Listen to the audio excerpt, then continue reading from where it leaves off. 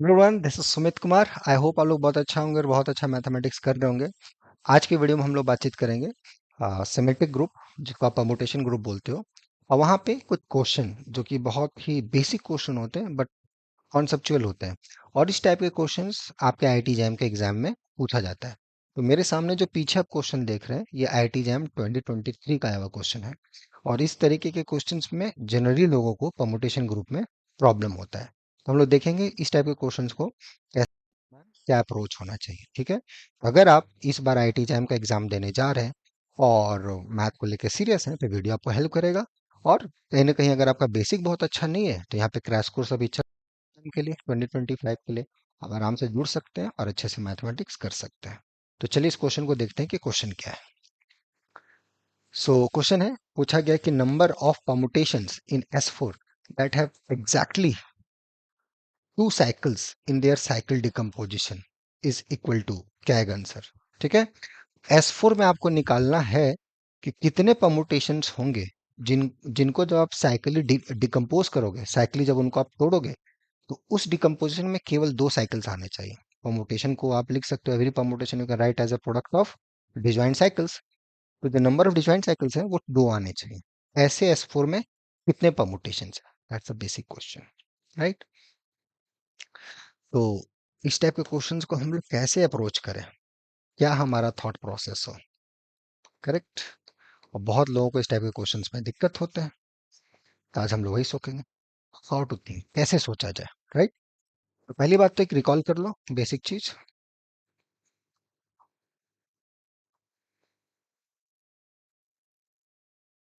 क्या कि कोई भी परमुटेशन से लोगे,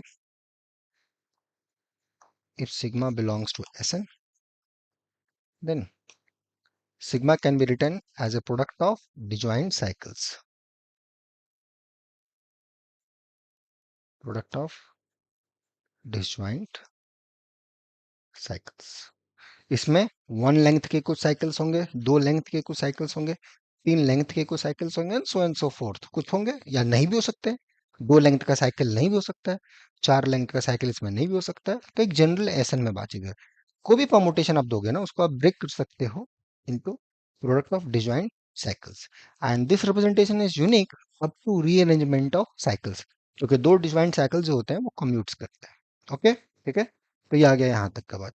अब इसकी हेल्प से हम लोग इस क्वेश्चन का आंसर कैसे देंगे, करेक्ट है। तो उसको थोड़ा सा हम लोग देख लेते हैं ध्यान से, राइट। तो चलो, यहाँ पर जो हमें पूछा गया है, हेयर, जो हमारा ग्रुप है वो S4 है।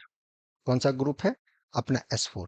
इस S4 में बोला गया है कि ठीक है, परमुटेशन को जब हम ब्रेक करें तो और सिग्मा को जो लिखें, तो मेरे पास दो ही साइकिल दिखना चाहिए, product of two disjoint cycles, right. ये कितने होंगे। तो S4 में अगर आप कोई भी परमुटेशन लोगे तो कैसा होगा, या तो साइकिल ऑफ लेंथ 4 होगा, राइट। या तो इस टाइप का साइकिल दिखेगा चार लेंथ का, या तो एक तीन लेंथ का और एक इस टाइप का, राइट, आवाज दीजिए।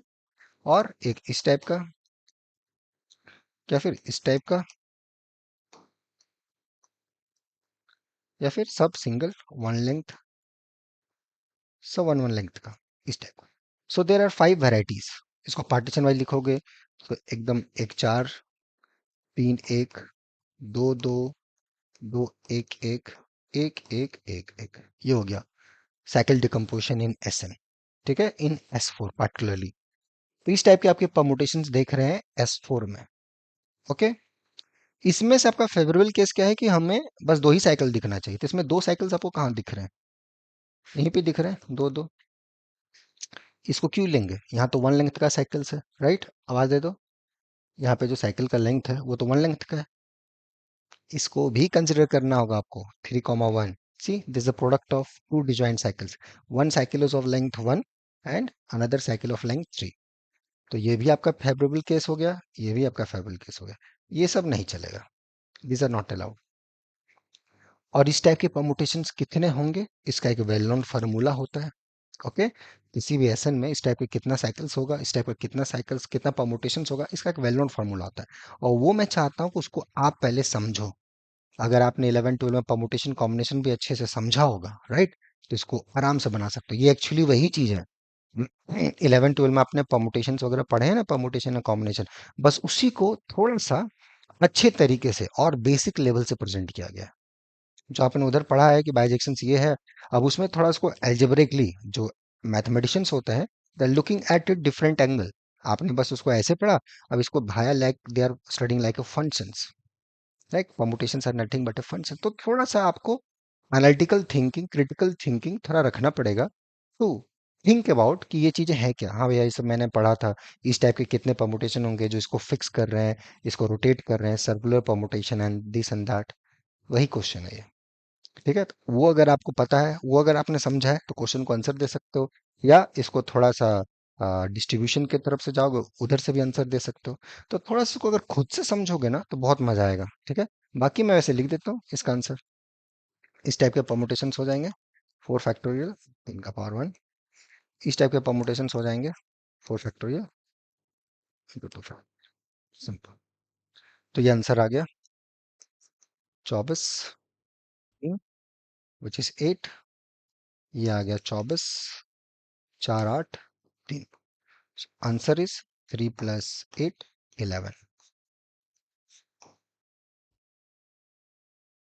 Correct. So that's the answer. So if you go back to the previous one, the answer is 18.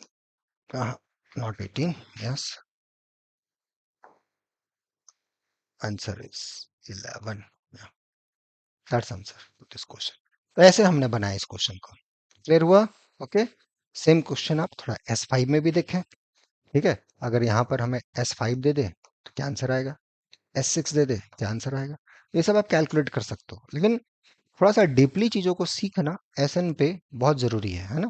क्योंकि एसएन ग्रुप बहुत इंपॉर्टेंट ग्रुप है। इनफैक्ट कैली थ्योरम और ज्यादा अच्छा बात बोल देता है, कोई भी ग्रुप लोगे वो एसएन के अंदर बैठा हुआ, अगर फाइनाइट है तो, इनफाइनाइट है तो भी वो परमुटेशन ग्रुप के अंदर है, आइसोमॉर्फी टू सम सब ग्रुप्स। इस ग्रुप का स्टडी करना थ्योरेटिकल वे में बहुत जरूरी है, बेसिक लेवल से। तो उसको सीखोगे तो मजा आएगा। तो अगर आता है तो अच्छी बात है, नहीं आता है तो कोई ज्यादा हड़बड़ाने की जरूरत नहीं है। उसको सीखने की कोशिश करो। लगता है कि हेल्पिंग हैंड चाहिए, तो अगर आगे आपका टारगेट है, तो यहाँ पे शायद 2 दिसंबर से रेगुलर बैचेस स्टार्ट होंगे फिर से, आप उसमें जुड़ सकते हो।